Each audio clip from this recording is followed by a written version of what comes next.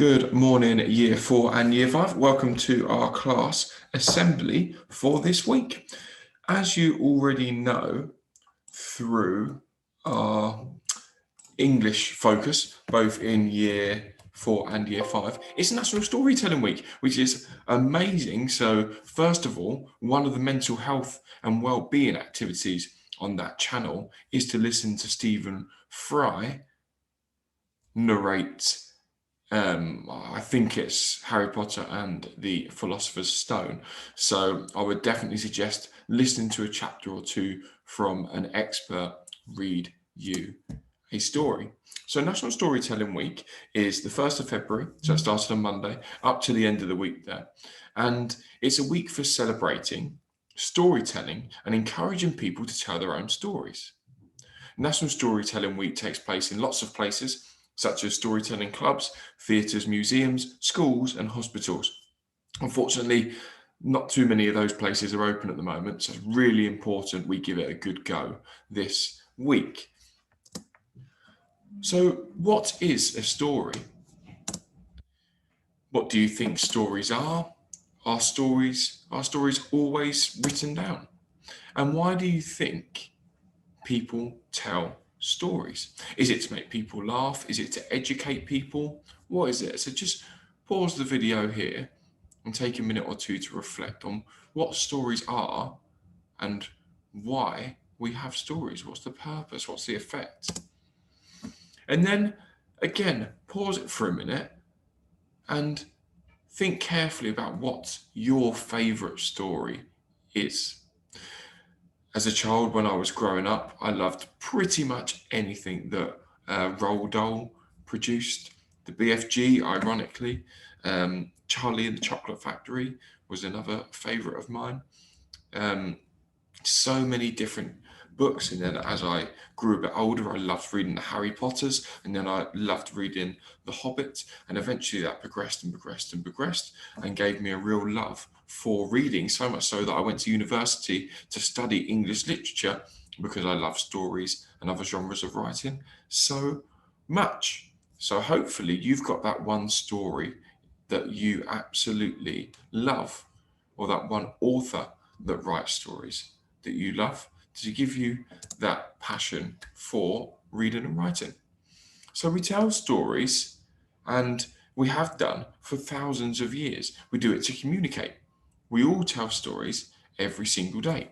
We tell stories about what we've been doing at school, funny or scary things that happen to us, or stories about what we've seen on TV.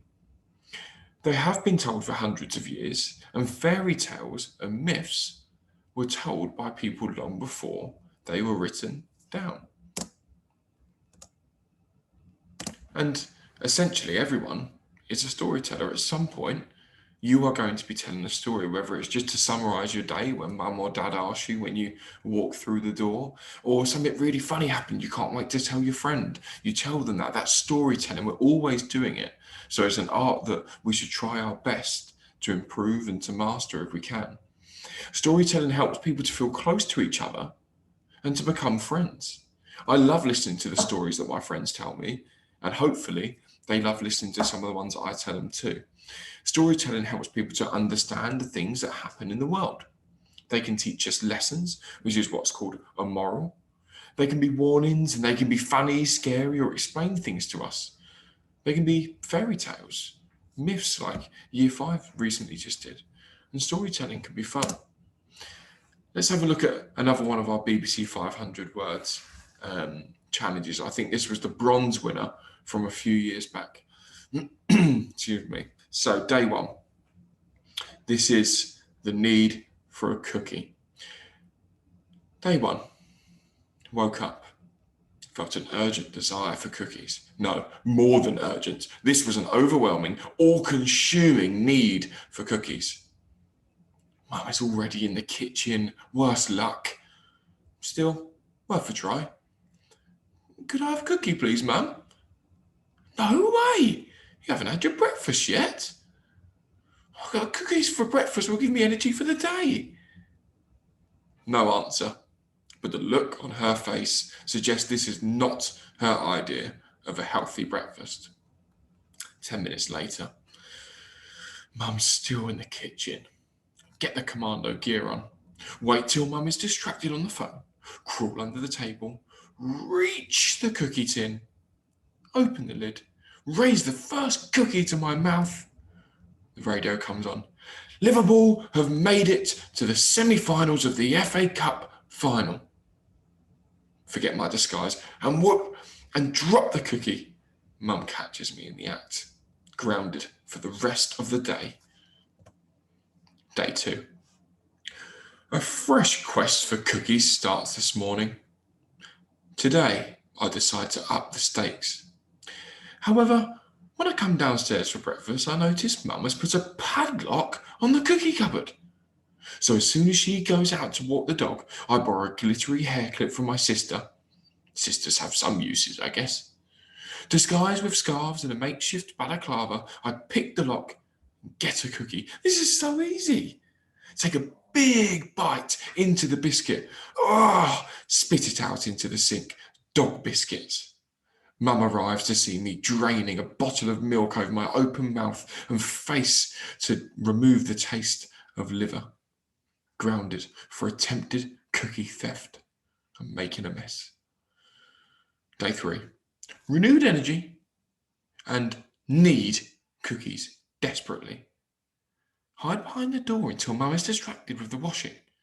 Silently shoot a sucker dart on a string at the cookie tin. Amazing skill and accuracy. All cookies in tin towards me. Mum's cookie alarm goes off. Back outside quietly. Trip over the dog. Also cookie crazy. We both fall face first into the mud.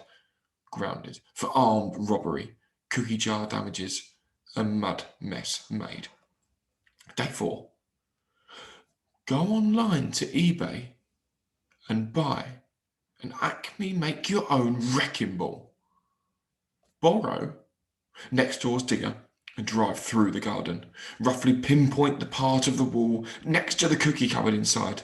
I start pressing some buttons, get ejected and shaken before finally finding the lever to swing the wrecking ball. It works like magic. Smash straight through the wall, creating a direct line to the cookies. Grab the cookies, forget the swinging ball. I'm swung into next door's garden. Grounded for 2 years for crimes innumerable. Day 5. This was not my finest plan. Suffice to say, dynamite did not work. Grounded for life and hospitalized. Day 6. Woke up in a hospital bed. Is there anything I can get you? Asked the nurse kindly. Yes, I reply. Can I have some cookies, please? So hopefully you enjoyed that story as much as I enjoyed reading it.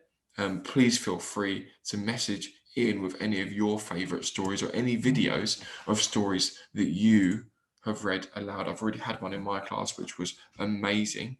So please continue to do so. Bye, Year 4 and Year